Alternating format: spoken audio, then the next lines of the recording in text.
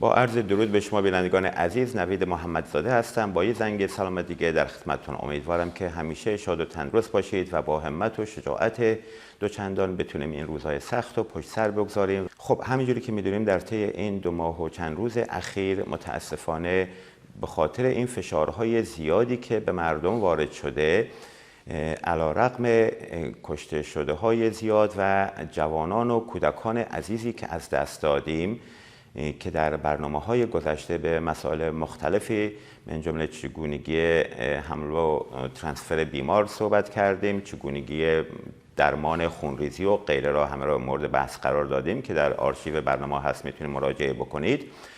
در کنار این مسائل میدونیم که به خاطر این حمله های وحشیانه، این تبلیغات رژیم و همچنین دستگیری و بازداشت کردن 14,000 نفر فقط دستگیر و بازداشت شده، فشارهای روحی روانی خیلی زیادی هم به شما مردم عزیز وارد شده. به همون خاطر امروز از یک مهمان بسیار ویژه دعوت کردیم که ایشون خانم دکتر میترا بابک هستن. فعالیت‌ها و برنامه‌های مختلف ایشون رو در پلتفرم‌های مختلف دیدین. خانم بیوگرافی ایشون دیگه احتیاج نیست بنده توضیح بدم، ولی خب ایشون متخصص روانکاوی و روان درمانی هستن که امیدوارم نکاتی که در این برنامه خدمتتون ارائه میدن باعث دلگرمی و آرامش خاطر همه ما باشه و افزایش مبارزات شما مردم عزیز.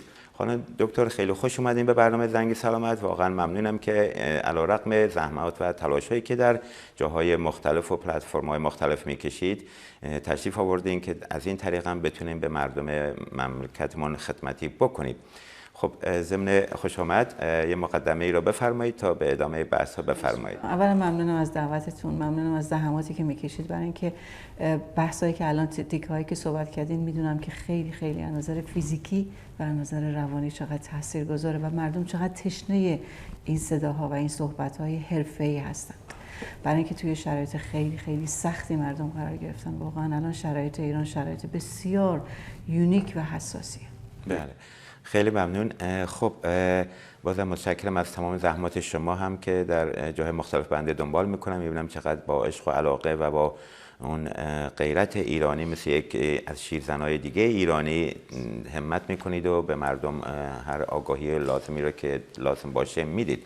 خب خانم دکتر، ما در این برنامه به 3 بخش میپردازیم.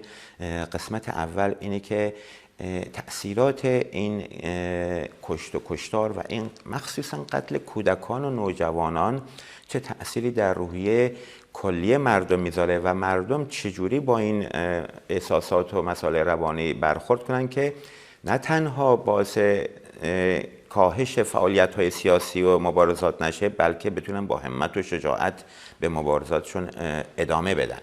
ببینید اولا که ما باید بگیم 44 سال از سینما رکس آبادان جمهوری اسلامی شروع کرد. یعنی قبل از اینکه به قدرت برسه سینما رو سوزوند که بگه شاه بوده و 300-400 نفر اونجا زنده سوزوند. پس از اونجا مردم سوگوار جمهوری اسلامی شدن به دست جمهوری اسلامی تا الانی هم که داریم صحبت میکنیم. تا قبل از مسا امینی یا ژیناگیان ما من میگم اینجوری تشبیهش میکنم، آتشی بود زیر خاکستر و این آتش زیر خاکستر بارها تلاش کرد خودشون نشون بده، ولی آمدن مثل دهه 60 تا 67 جنسایدی که کردن، گروه‌های دست جمعی و چه مادرها و پدرها و خانواده‌ها و همسر و عزیزان ما نتونستن حتی زیر خودشون زیر خربارها خاک رفتن و عزیزاتشون نتونستن حتی قبرشون رو پیدا کنن. پس ما مواجه هستیم با یک جامعه بسیار سوگوار. اما من به این بسنده نمی کنم. جامعه ما فقط سوگوار نشد. جمهوری اسلامی میدلیست یا خاورمیانه رو نابود کرد، افغانستان رو نابود کرد، عراق رو نابود کرد، یمن رو نابود کرد، سوریه رو نابود کرد و لبنان رو نابود کرد. جنوب لبنان رو کرد گل و بلبل و از این طرف کل لبنان رو نابود کرد. اینجاست که ما واقعا با یک جامعه میدلیست یا خاورمیانه سوگوار طرفیم. و هر دفعه هم که حرکتی شروع شد 78 بعد 88 بعد 96 98 تا اوکراین، هواپیمای اوکراین که رسید، این هر دفعه خشم درونی مردم و سوگواری مردم در کنار اقتصاد اقتصاد همینطور رفت پایین، لاکچری لایف برای خودشون رفت بالا، راندخاری قدرتش بیشتر شد، غارت و کشتار رو اینا همچنان ادامه دادن. همیشه دیکتاتور از طریق کشتار و رعب و وحشت میتونه دوام پیدا بکنه. اینجاست که ما گرفتار یک همچین جامعه‌ای هستیم.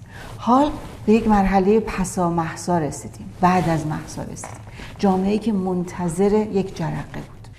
ولی پسا مهسا جرقه بود. سالها مردم منتظر این جرقه بودن. هواپیمای اوکراین آبروی نداشتهشو بیشتر کرد جمهوری اسلامی. 3-4 روز اینا کتمان کردن و بعد آخر سرم با وقاحت دیدین چه در مورد 98 که به پا هم زدیم و اشتباه بود. هنوزم مشخص نیستش که کی این اشتباهو کرد. ما به یک همچین حکومتی طرف هستیم که با دین خودش، با اون داعش شیعه خودش همه چی رو توجیه میکنه به راحتی. الان شما نگاه کنین، عزیزان ما رو دستگیر میکنن، دخترای ما رو دستگیر میکنن و تجاوز بهشون میکنن، میکشنشون. خیلی راحت در سوره نساء موجوده. سوره 24 آیه 24 سوره نساء، کافر و کسانی که با در جنگ هستی زنانشون حلال شما هستن، هر کاری میتونیم بکنید. ما با یک همچین فاجعه دیکتاتوری دینی طرفیم که حرفش از طرف الله و پیغمبرشه و توجیه میکنه خودش رو. به همین دلیل الان جامعه تغییر کرده. جامعه‌ای که از 44 سال گذشته تا حال سوگوار، دادخواه، خشمگین، از درون داغون و ناامید و پر از رعب و وحشت بود، یک دفعه پسا مهسا انقلاب کودک و نوجوان و جوان و زن شکوفا شد. انقلابی که تاریخ به خودش ندیده. ببینید انقلاب ما عزیزان، انقلاب ما رو تاریخ به خودش ندیده. یعنی دنیا میرن اطلاعات کسب میکنن از کتابای مختلف، از پژوهشگرای مختلف تاریخی. انقلاب ایران یک انقلاب متفاوته که فردا میشه درس‌های دانشگاه‌ها. چرا؟ به خاطر اینکه از یک حکومت اسلامی و از خاورمیانه یک کشور اسلامی میاد. به همین دلیله که دنیا رو به هم ریخت. اگر من بارها گفتم اگر برادر مهسا کشته میشد هیچ اتفاقی نمیافتاد، چون یک مرد بود. اگر مهسا در کردستان یا در هر شهرستانی کشته میشد هیچ اتفاقی نمیافتاد. اما خوشی ما از یک جهت درد ما ژیان ماست که ژیانش رفت، زندگیش رفت، اما یک زندگی دوباره به یک ملت و نه فقط یک ملت بلکه به یک خاورمیانه و جهان داد. زمانی که وزیر امور خارجه سوئیس داره میگه ما باید آزادی رو از زنان ایران بیاموزیم، شما حساب کنید ببینید انقلاب چه انقلابیه که یک وزیر امور خارجه سوئیسی همچین حرفی رو بزنه که کشورش کشور دموکراتیکه، یک کشور انقدی 26 تا ایالت داره. به همین جهت ما وارد یک سوگواری متفاوت از قبل از مهسا هستیم که حالا اگر سوال دارین خب اتفاقا سوال من همینجا بهتره بگم که مردم با این سوگواری چجوری کنار بیان. حالا قسمت اول راجع به کلیت این مسئله است. ببینید دلیل اینه که میگم پسا مهسا، بعد از مهسا، قبل از مهسا. قبل از مهسا مادران دادخواه، تعداد مادران دادخواه کم است.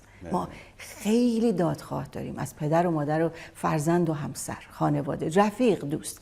اما انقدر رو به وحشت ایجاد کردن، انقدر تهدید کردن که اگه صدات در بیاد، اگه دهنت باز بشه اون یکی بچه‌تو میگیریم، رو به وحشت همیشگی شد. به همین دلیل مردم سکوت کردن. سکوت باعث دوام میشه. اما این عزیزان مادران مثل مادر ستار بهشتی، پژمان قلی‌پور، مادر پویا، پدر پویا که هر دو الان در زندان هستن، مادر پژمان هم در زندان است. اینا صداشون رسا شد. وقتی صدا رسا میشه از خانواده دادخواه، دشمن و یا دیکتاتور ضعیف میشه. دشمن با رعب و وحشت زندگی میکنه. خانم دکتر در واقع میخوام بگین که با اون حرف زدن و دادخواهی کردن این سوگواری رو میتونیم درمان کنیم یه جوری، درسته؟ زمانی که من میترسم، زمانی که منو تهدید میکنن، من خفه میشم، من میشم پسیو اگریسیو، یعنی خشم پنهان. این خشم پنهانم با من میمونه. قبلا هم همینطور، قبلا دهه 60 و 70 مردم میترسیدن حتی به خانواده‌های سیاسی نزدیک شن. بچهش تو زندانه، برای ما خطرناکه. یعنی ببین جمهوری اسلامی چجوری تونست دوام پیدا بکنه. و حالا شما حساب کنید بچه‌شو گرفتن، شکنجه کردن، کشتنش، پول تیرم ازش گرفتن، همسایه و دوست و آشناشم من دارم گذشته رو تازه دارم میگم و همسایه و فامیل، عزیزترین فامیل هم بهش نزدیک نمیشه. حالا شما حساب کنید این فرد سوگوار چجوری داره سوگواری میکنه، پر از ناامیدی، پر از خشم، پر از درد و افسردگی و عزلت گزینی. دقت کنید. اما الان متفاوت شد. الان به نظر من این انقلاب شد یک تراپی برای مادران خانواده‌های دادخواه 44 سال. 44 سال خانواده‌های دادخواه، یک ملت دادخواه و یک خاورمیانه دادخواه خفه بودن. صداشون رو هیچ کس به اندازه کافی، دنیا هم صداشون رو نمیشنید.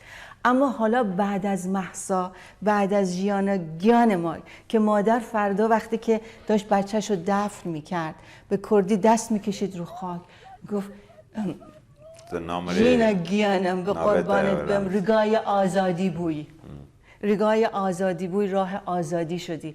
اون مادر اون لحظه نمیدونست ژینا چی کار میکنه. خون ژینا رفت رو تک تک سلولای دنیا، نه فقط من و شما. به همین جهت یک جامعه سوگوار دادخواه منتظر جرقه هست. دقیقاً یه چیزی که از تجارب خود هموطنانی که خارجم هستن، به طور مثال من تو این یکی دو ماه خوب متوجه شدم، اینه که به هر حال یک زندگی طبیعی چه داخل تو خارج ادامه داشت و مردم به این مسائل چون کمتر میپرداختن.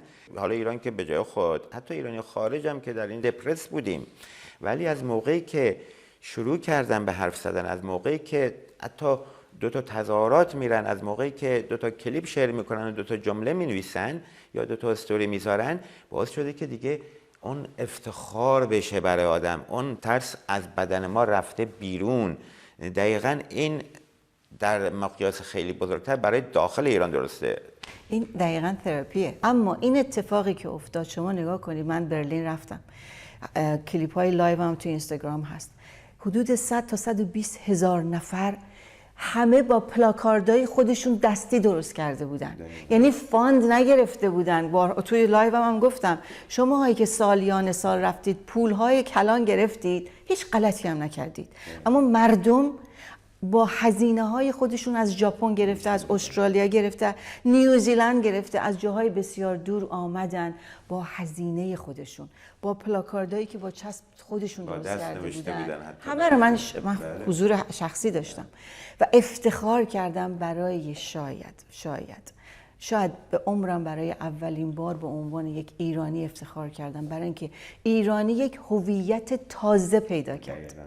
زمانی که تو بی تفاوت میشی، اون گوشه وجدانت هنوز ناراحته، اما با حضور خودت، چه در تظاهراتی که همچنان ما داریم میبینیم، 125 که شهرهای مختلف کشورهای مهم تظاهرات دارن، هفتگی هم دارن ادامه میدن. احساسی که میده به من و شما یک احساس هویت تازه و از همه مهمتر. ببینید من همیشه گفتم ما اصولاً ما دولت رو با ملت‌ها یکی می‌بینیم. 43 سال بسیاری از کشورها، دولت‌ها و ملت‌ها مردم ایران رو مثل جمهوری اسلامی داعشی دیدند. برای اینکه اعدامای در حضور مردم در خیابان، اعدام، قطع کردن دست، شلاق زدن، همه اینا. و سکوت مردم. اما این بار مردم نشون دادن تفاوت هست بین ملت و امت. و همینو خانم دکتر جالبه، میگم من با مریضا هم که حرف میزنم احساس غرور میکنیم، برای اینکه دیگه اون خودسانسوری رفته، اون فضای که ای من این جمله رو بگم چی میشه چی نمیشه رفته. خانم دکتر بس در این موارد خیلی زیاده و دوست دارم در این قسمت از برنامه، خب میدونیم که در این چند روز اخیر این مامورین حکومتی هر وقت یه ذره سرشون خلوت بشه میرن سراغ این افرادی که هر فعالیتی داشتن، از وریا غفوری بگیرین که تا توماج عزیز تا 10 نفر دیگه که بازداشت کردن و علاوه بر این که عده‌ای رو در بازداشت و شکنجه نگه می‌دارن، یه عده دیگه هم میخوان بترسونن با فشار روحی روانی. این افرادی که برفرض مجبور میشن تحت فشار امنیتی ها، اینها چجوری با این مسئله کنار بیان؟ ببین الان توی شرایط متفاوت مردم قرار گرفتن دیگه. تظاهرات یک دفعه اوج گرفت در خارج از کشور و داخل کشور. اینا تلاش کردن کردستان رو 2 بار پهپاد فرستادن، کارساز نبود، رفتن زاهدان، کارساز نبود. الان حکومت نظامی در کردستان، در بوکان الان قوقاست، در شهر کردستان قوقاست. حکومت نظامی که بلکه یک حرکت جنگی درست بکنن، چون اینا جنگ ایران و عراق هم خود خمینی اینقدر فتنه کرد. همه تلاششون اینه که بتونن یه جنگ، اگه یک جنگ را بندازن دیگه دوامشون بیشتر بشه. خوشبختانه جنگ درایت احزاب کردستان این درایت رو داشت تا به حال. اما مسئله اینجا اینه که الان ما میبینیم در تهران خیلی هست، در شهرستان ها، در همه جا همینطور گوشه و خیابان هستش. ولی رعب و وحشت کاری که کرد در ابتدا، شما نگاه کنید با جنازه دختر 16 ساله نیکا اینا چی کار کردن. CNN بالای 30 تا کلیپ پیدا کرد. 2 کار CNN انجام داد سوفار. یکی در مورد تجاوز به دختر و تجاوز به دختر پسر، یکی هم در مورد نیکا رو پیدا کنیم، برای اینکه اینا گفتن نیکا خودش رفته، خودش از اون بالا پرت کرده پایین. درود به شرف مادر نیکا. دائما دارن تلاش میکنن که چگونه صدا رو خفه کنن. کار دیکتاتور اینه. به همین جهت رعب و وحشت فکر کردن، رعب و وحشت ایجاد بکنن. نیکا ببین به کجا رسید. دنیا داره از نیکا صحبت میکنه. اینا فهمیدن که کارساز نیست. این طور برخورد کردن، تلاش کردن مدل‌های مختلف. الان در تهران حجاب آزاد گذاشتن. و اینا تریکه. جمهوری اسلامی، اتاق فکر جمهوری اسلامی کار میکنه، تمام تلاششون رو میکنن که چی کار بکنن که اون خروش رو از شهرهای کلان کمرنگش بکنن که بگن تموم شد رفت. حواس ما باید به اتاق فکر جمهوری اسلامی باشه. ما باید چند پله جلوتر از اتاق 44 سال گذشته آقا این احزاب سیاسی، همه کسانی که ادعای سیاست دارید و سیاستمدار هستید، شما باید حواستون خیلی خیلی جمع‌تر باشه. ما باید جلوتر از اتاق فکر جمهوری اسلامی، یعنی بشکنیم راهی که اون باز کرده، بشکنیم و افشاگری بکنیم. تریکاشون رو باید باز کنیم سریع. این تریک جدیده که تمرکز بره رو کردستان، یه آزادی در تهران باشه. اما مردم هم ترسیدن. رو وحشته، آف کورس رو وحشته. مسئله اینجا اینه که ما باید بدونیم جمهوری اسلامی رفتنیه. اینا خودشون دقیقاً فهمیدن. چرا؟ سازمان ملل هیچ وقت همچین کاری نمی‌کرد. پیروزی بزرگی دست ما اومد. اینا رو کم نگیرید. هر اتفاقی که در سازمان ملل افتاد تمام وجود اینا لرزید، برای اینکه دیدید چه کسانی به شما جمهوری بیت رهبری، شرم بر تو خامنه ای که دوباره امروز هم نشستی حرف زدی. اینجاست که مردم باید قوی باشن. در مقابل آلمان چجوری ایستادگی کرده، مسیح علی نژاد چیکار داره میکنه، حامد علی، کسانی که میان این اشخاص رو، شاهزاده رضا پهلوی رو، مسیح علی نژاد و حامد ابراهیمی رو، علی کریمی رو، وریا غفوری رو دوباره دستگیر کردن، علی دایی رو، اینا عزیزای ما هستن که تلاش دارن میکنن و اعتماد دارن مردم بهشون. به نظر من مهم اینجا اینه که ضعیف نشن و ما مردم ضعیف نشیم. تریک های جمهوری اسلامی رو حواسمون باشه. حضور در خیابان به خصوص کلان شهرها بسیار مهمه. قدرت میده، از نظر روحی روانی به ما قدرت. دقیقاً بنده هم در چندین برنامه به این موضوع اشاره کردم که شما عزیزانی که حتی به هر دلیلی یا اون شجاعت کافی را ندارین یا به خاطر سن و ده ها مسئله دیگه حتی در خط اول مبارزه هم نیستین، به طور مثال میتونید برین تو خیابون فقط راه برید که یک برنامه ما داشتیم 10,000 قدم در روز که هموطنان خیلی عزیز شرکت کردن و خوشبختانه هنوزم خیلی راه میرن. حالا چرا این اثراتش، اثر اینش که اولا خیابون ها باعث پر از مردم باشه، حتی شما تکی هم که راه برین در کوچه و محل و پارک خونتون باز تأثیر زیادی داره و از همه مهمتر در رابطه با همون مسائل استرس و فشار روحی روانی، وقتی 2 ساعت پیاده روی بکنید روحاً و جسماً احساس خوبی بهتون میده. آدم وقتی ورزش بکنه و سرحال باشه میتونه با شجاعت بیشتری در این مبارزات هم شرکت بکنه. خانم دکتر در این مورد هم یه چند نکته بگین که ما کم کم فکر کنم به آخر برنامه داریم میرسیم. پیاده روی خیلی مهمه. بله. برای جسم انسان خیلی مهمه. اما در کنارش وقتی که توی که میترسی، من به عنوان روانشناس میفهمم به دلایل مختلف میترسی، اما حضور خودت به عنوان فردی که داره تو خیابون راه میره، حتی زمانی که معلم‌ها داشتن تظاهرات میکردن، من گفتم برو لای معلم‌ها قایم شو، فقط با همون وسایلی هم که خریدی اونجاست، هیچی هم نگو. ما این داری میشکنی، ترس رو داری رو خودت میشکنی، هیچ اعتراض هم نکن، هیچ نگو، بعد دفعه دیگه دوباره چند دقیقه بیشتر بمون. ما باید ترس‌های درونی، ما دو مدل ترس داریم، ترس واقعی، ترس غیر واقعی. اینجور رفتارهای این چنینه که ترس نداره. تو خیابون داری راه میری، رفتی تو جمعیت قایم میشی، یه خود صبر میکنی، خب هیچ اتفاقی نیفتاد، بعد میای بیرون، راه رفتن تو انجام دادی، احساس خوبی به خودت دست میده. ساندویچ درست کن، اتاق تو، پارکینگ تو آماده کن، از حالا وسایلی که وسایل پزشکی امداد اولیه رو آماده بکن که فوراً برسونی. وقتی تو دنیای مجازی شرکت بکن، باش. اینا به من و شما اعتماد، به خود تو اعتماد میده، به خود تو یه احساس وجدان میده که من هم کاری دارم میکنم.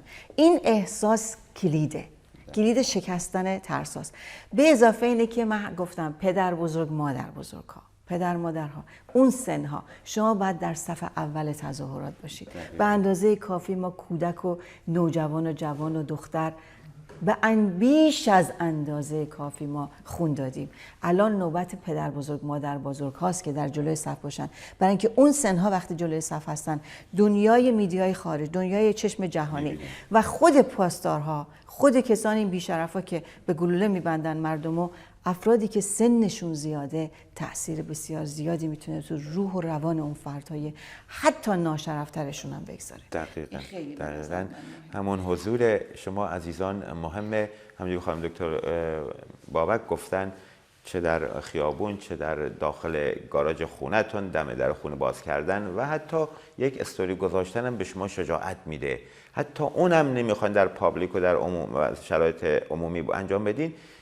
با فامیلم که صحبت بکنید، اون ترس شما میریزه. ما البته خوشبختانه خانم دکتر ترس خیلی ریخته. تو این 2 ماه همینجوری که رفتیم جلو، شاهد این بودیم کسانی که اصلا جرئت نمی‌کردن یک جمله کوچیک بنویسن، شروع کردن به حرف زدن و این نشون میده که یک حالت پختگی که داشتیم این انقلاب، مخصوصا با حرکت جوانها و بچهای مدرسه، وقتی همه شاهد بودن، اینا باعث میشه که اون ترس مردم بریزه. خانم دکتر خیلی لطف کردین به این برنامه تشریف آوردین.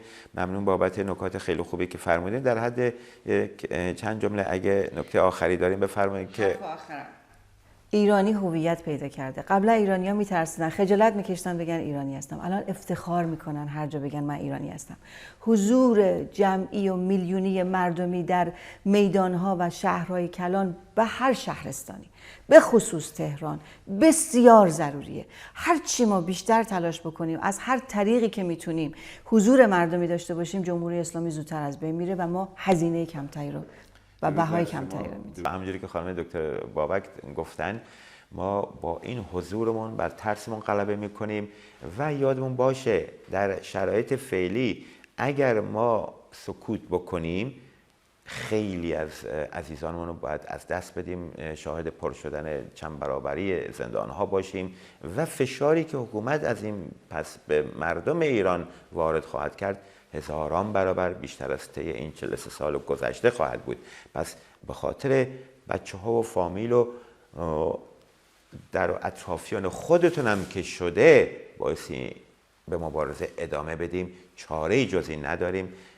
خانم دکتر خیلی متشکرم از شما که به این برنامه تشریف آوردین. در اینجا به اتفاق خانم دکتر میترا بابک با شما عزیزان خداحافظی میکنیم تا برنامه بعد و هفته بعد. روز شب خوش، خدا نگهدار.